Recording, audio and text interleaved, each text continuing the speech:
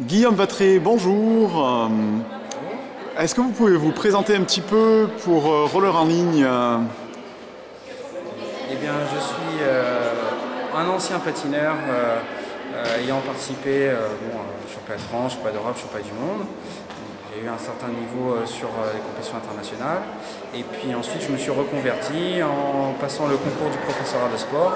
Donc, je suis conseiller technique national à la Fédération française de roller sport aujourd'hui pour exercer des missions diverses qui risquent de changer d'ailleurs par rapport au passé, mais qui jusqu'alors étaient sur de la formation, du développement, de la détection et un petit peu de haut niveau. Donc vous avez un parcours de sportif de haut niveau, vous avez un parcours intellectuel qui vous a permis de passer le professorat de sport, et maintenant vous avez un parcours de formation dans la nouvelle équipe qui sera formée par Madame Martinez après les élections qui ont eu lieu voici 3 semaines. Oui, alors avec mes collègues Frédéric Guiton et Joël Pigeon, on a commencé à réfléchir sur la politique sportive qu'on voulait proposer au CPA pour l'Olympiade 2013-2017, parce qu'il y a un léger décalage par rapport aux Jeux Olympiques. Mais voilà, on part sur 4 ans avec une certaine logique et la volonté de résoudre des problèmes qui sont caractéristiques de notre sport et de la situation du patinage français. Vous aviez déjà mis en place le FPA, qui a connu un gros développement, qui a permis d'augmenter considérablement le nombre des patineurs qui concernaient l'artistique. Est-ce que ça sera dans la même veine? Est-ce que vous allez continuer sur le même chemin ou bien vous pensez modifier ou partir sur autre chose? Alors au niveau de l'école de patinage, pour l'instant peu de modifications en vue puisque l'école de patinage apporte déjà certains résultats, une certaine qualité de patinage, peut-être renforcer, redynamiser pour que les clubs, se l'approprient peut-être de façon un peu plus poussée. Mais grosso modo, on se rend compte que le souci il n'est plus au niveau de l'école de patinage, mais il est plutôt sur le juste après. Il y a beaucoup de clubs qui font l'EFPA, mais qui n'ont pas réussi à s'en servir comme un tremplin pour accéder aux compétitions. Donc nous aujourd'hui, ce qu'on voudrait proposer, c'est des actions pour aider les clubs à faire la suite. D'accord. Aujourd'hui, vous êtes ici à Gap avec le club Rolling to Gap et vous êtes là pour un stage de 2 jours où vous allez montrer et promouvoir l'artistique et surtout enseigner aux jeunes de ce club diverses combinaisons.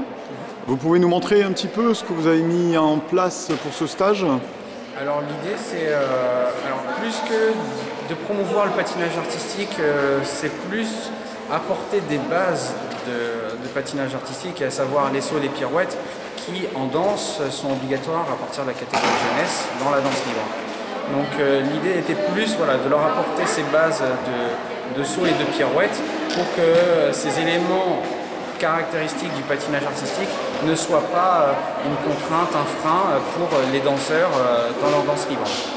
D'accord, parce que dans la fédération et dans le CPA, il y a 2 disciplines, ou même plusieurs. Il y a l'artistique, le groupe et la danse. Oui, tout à fait. Mais aujourd'hui, si on regarde le recul qu'on a sur l'EFPA, on se rend compte que sur les niveaux roulettes et jusqu'au patin de bronze inclus, il n'y a aucun souci pour les clubs. C'est des niveaux qui sont, je dirais, maîtrisés.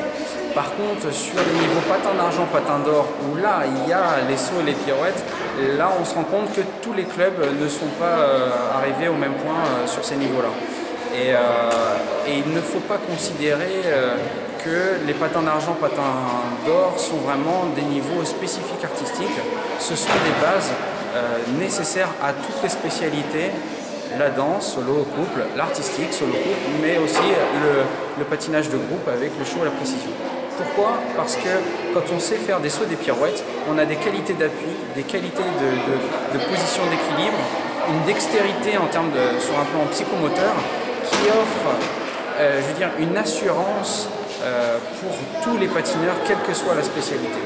Et les danseurs ont tout intérêt à apprendre tôt les sauts et les pirouettes, parce que s'ils attendent l'obligation, c'est-à-dire la catégorie jeunesse, c'est, j'ai envie de dire, presque trop tard.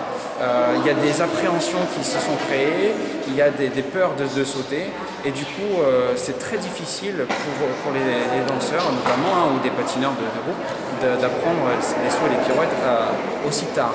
Alors que si c'est vu tôt, c'est fait, c'est acquis, il y a cette dextérité, il y a cette assurance que le patineur a acquis, et c'est bon. Après, il n'y a aucun souci, et même pour les aspects plus spécifiques à la danse ou au patinage de groupe, eh bien, les patineurs se sentent beaucoup plus à l'aise.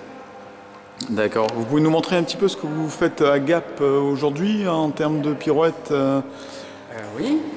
Alors, on a vu les 3 pirouettes verticales, à savoir la pirouette dehors avant de groupe, la pirouette dedans arrière de groupe,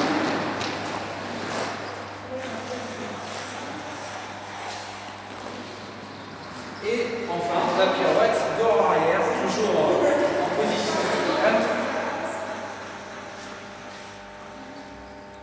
Donc ça, ce sont les 3 pirouettes. Là, on a vu aussi l'ensemble de la gamme des sauts.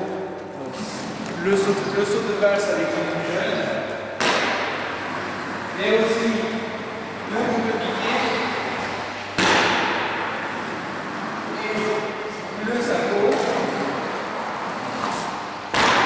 sans oublier tout ce qui est trick et sabot. Voilà, là à peu près le tour.